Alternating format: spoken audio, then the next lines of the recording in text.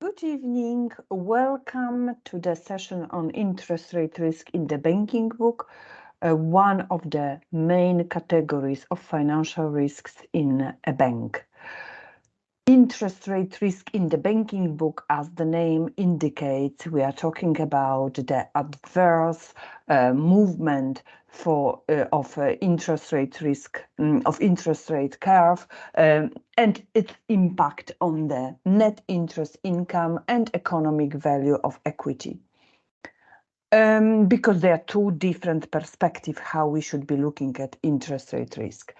However, the very important point, which quite often is underestimated, that interest rate risk is not only a regulatory buzzword, because quite recently we had a lot of regulatory requirements, new guidelines from the regulator, both in UK and in Europe. We had the practice guide, we had the PRA rule book, adjusted magnitude of the interest rate shocks for the GBP currency. And we had also some new technical standards regarding the net interest income standardized outlier test. So we know there is a lot going on in regulatory space. And of course, going through the regulatory standards, we can easily understand that majority of smaller banks could completely rely on the regulatory framework in the definition of interest rate risk metrics, in the management process, assumptions for behavioralization of non-maturing deposit, for example, or conditional cash flows, which includes calibration of adjustment of cash flows under different interest rate scenario. So regulator provide different parameters. So although the smaller banks, as I said, could rely completely on the regulatory guidelines, we know that IRRBB is not only about compliance with requirements from regulator, but it is also important possibility for the bank to generate income. So it is, if managed well, there is the opportunity for income generation. And I'm going to show some examples in the next sessions exactly what do I mean by that opportunity for income generation. And here I will be talking about structural hedging, for example, which is the profitability enhancer tool. And also it is a real threat to the capital because as we know, the potential loss in terms of the mark-to-market could deplete our capital or the bank's capital. So, and the next point which I would like to highlight here is that there is always the need for equilibrium between those two metrics, which I will focus very soon in detail on those two metrics, but let's introduce them now.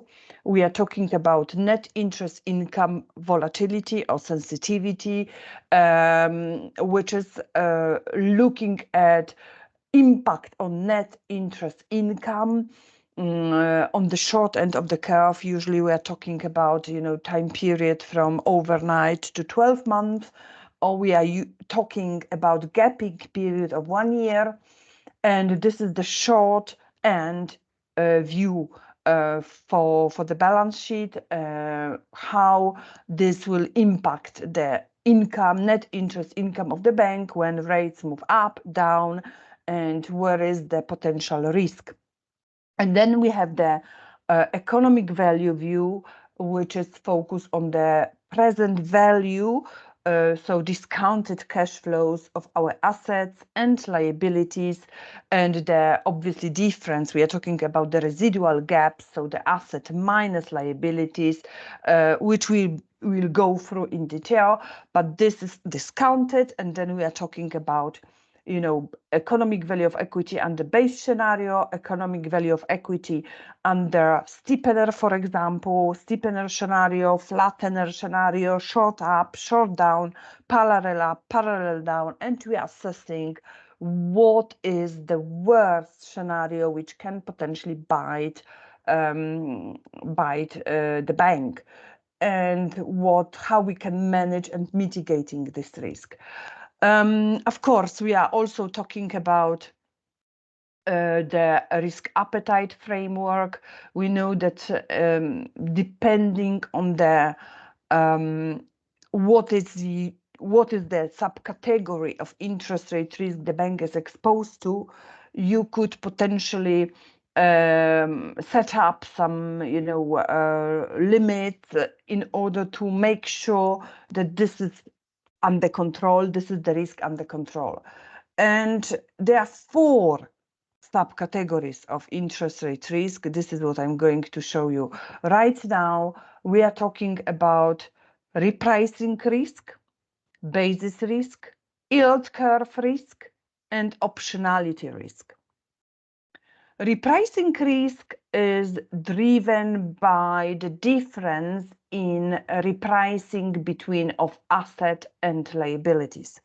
So we know that there is the risk if asset reprice faster than the liabilities in case we expect rates moving down, or just the opposite. We fear when we are liability sensitive. So when the liabilities are repricing faster than asset, then we are fearing the potential impact coming from interest rate increase rather than decrease, because of course our liabilities repricing faster than assets will bring this exposure to the rates moving up, because the funding will cost us much more than asset, because asset is repricing later. So we have the risk date is coming of our liabilities coming before asset. And this frequency of repricing is very important risk and could potentially lead us to this important P&L impact and potential losses. Quite often in the treasury world, we need to, and ILM world, we need to look at if we are positioned as a bank on this in terms of the repricing risk in line with the market. So what does it mean? This is known under the term of directional gap, which means if we know that, or if we expect the rates will be moving up, the base rate will be priced up, and therefore we expect also the whole curve will be moving up, at least on the short end, then we know that if we are asset sensitive, this position will be beneficial for the bank, and the other way around, if we expect that the rates will be moving down, then asset sensitive position is not the best, because of course you will see the P&L impact. So this is the repricing risk. So just to summarize, it is the difference between the speed of repricing of our asset and liabilities. So timing difference in the repricing profile of asset and liabilities, which could lead to the potential losses, because if the rates move down and asset repriced before liabilities, then of course you will see margin compression. The second subcategory of interest rate risk is basis risk. Basis risk is related to the imperfect correlation between risk factors of assets versus liabilities which have similar characteristics. So, for example, imagine you have 1 year UK government bond on the asset side, which is, for example, funded by 1 year deposit, which is indexed to SONIA. So you know that both have 1 year of maturity. So theoretically, if you you assess those two together, you say, this is the maturity of one against maturity of other is the same, so similar characteristics.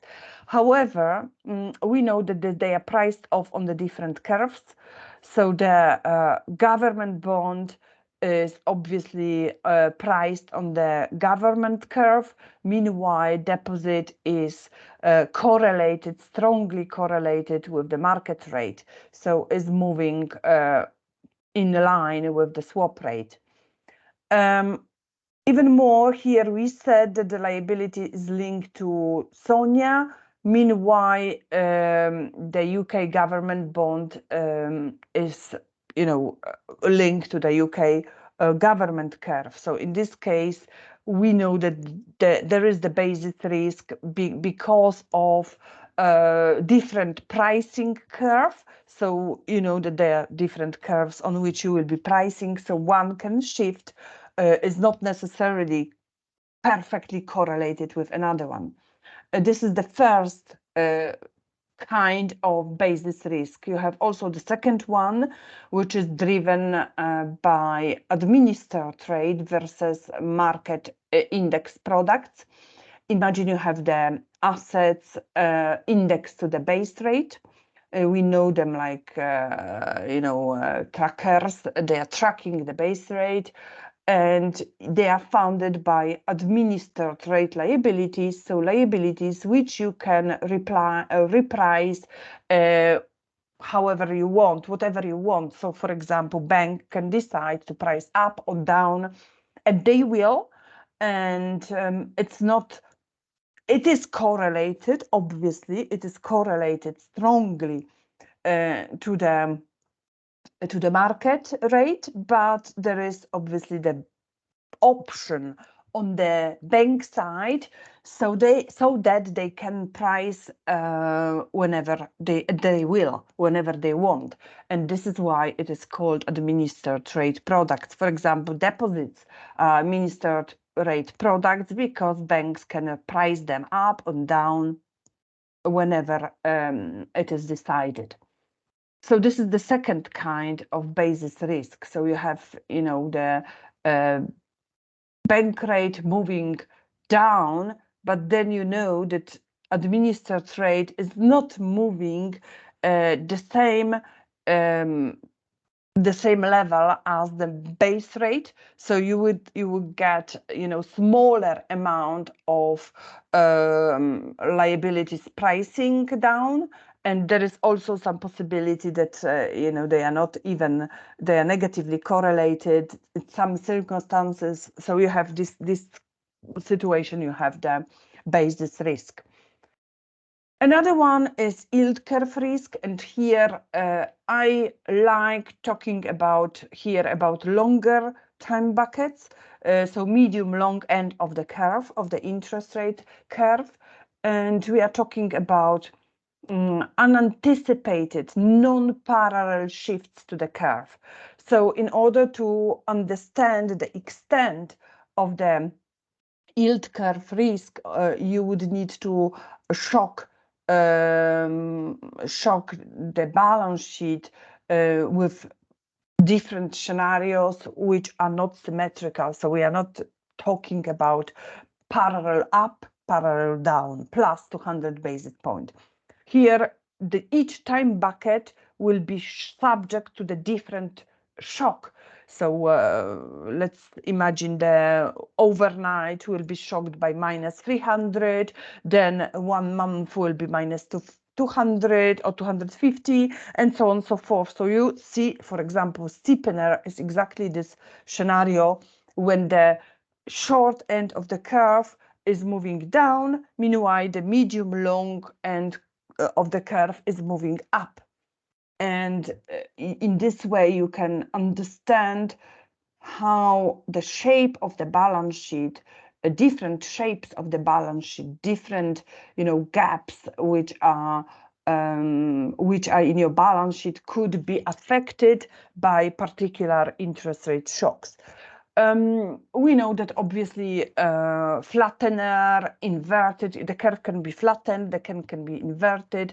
So this is exactly non-parallel shift. So in order to understand the extent of the yield curve risk, we should be using the shocks which are not by the same extent of the shock by each time bucket, but different time buckets has different magnitude of shocks. And finally, we are talking about optionality risk, which is the fourth subcategory of interest rate risk and is quite interesting because we have two optionality risks.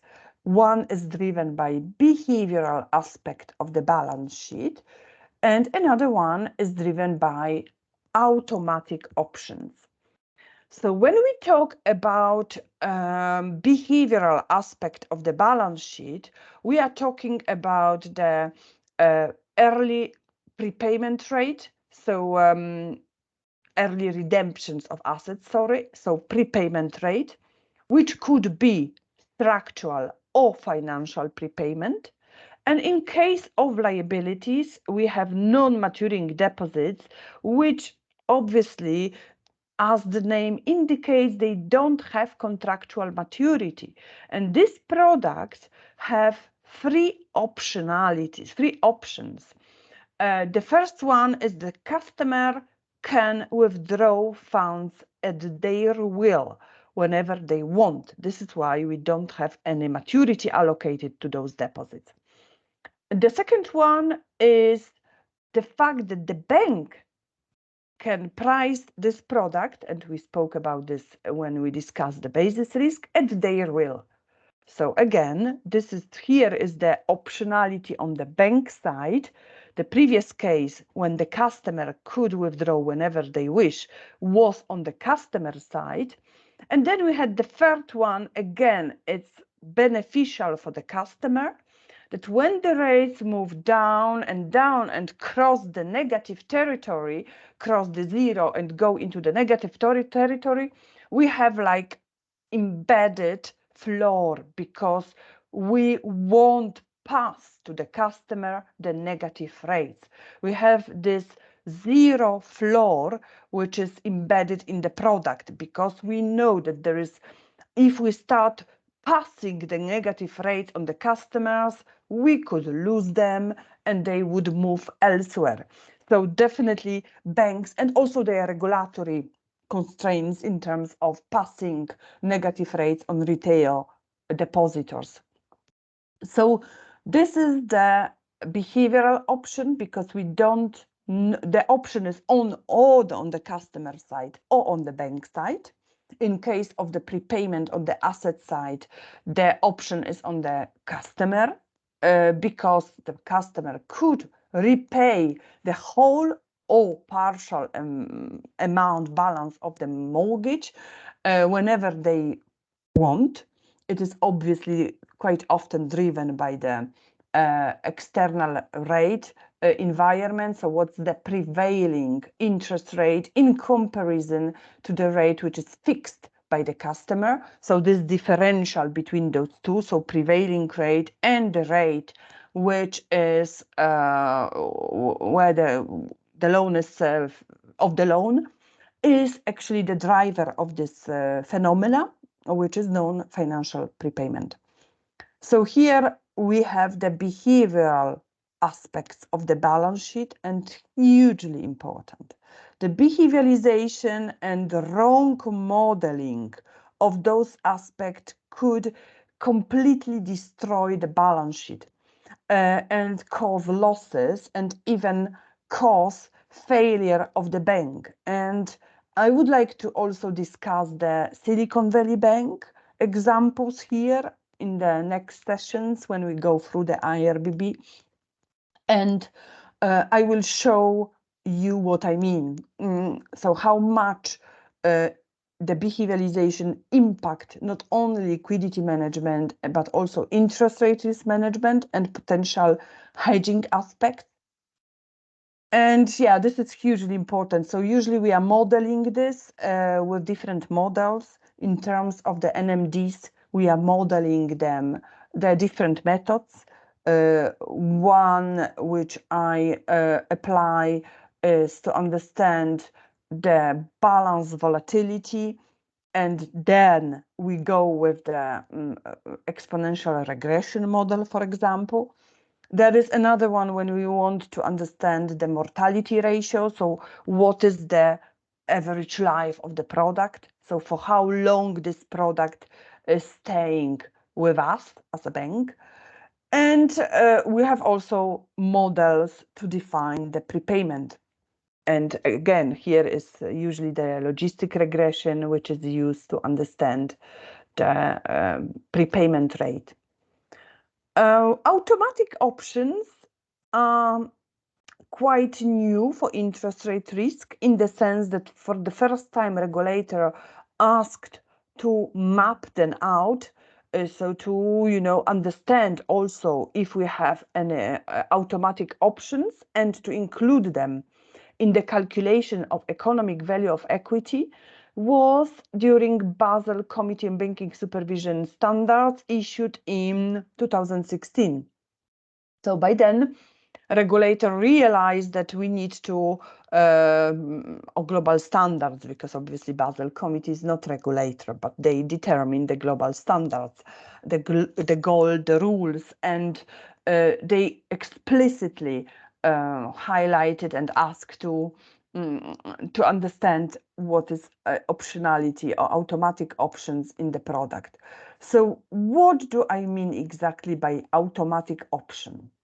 So when we are talking about the floating rate asset, which has the embedded floor of 1%, for example, in the structure of the product, so in the contractual term, then we are talking about automatic floor embedded into the product structure, embedded on the asset side. And this floor has to be assessed from the risk perspective through, obviously, under each scenario, which regulator is defining 6 shocks for interest rate risk for EVE. So regulator expects you assess this both for NII and EVE. So you would have analysis where you calculate the value, economic value, at least economic value of this floor, and include it into the overall economic value of equity. And also you would have you can have also caps. It's not only floor, but also caps. And on the liability side, the same. And as I said, as I just quoted, there is this implicit floor, which is for deposit, retail deposit, because we know that the bank won't be passing through negative rates. Therefore, it means there is automatic floor at 0 strike, which is there and preventing customer of having lost in case of the rates moving in the negative territory. So those has to be assessed separately and included in the IRRBB overall framework. So these are 4 subcategories of interest rate risk. And in the next session, next week, I would like to walk you through in detail how we are approaching those aspects. And I would like to also speak a bit more about what are the methods of valuation of interest rate risk in terms of NII sensitivity and economic value of equity. Thank you.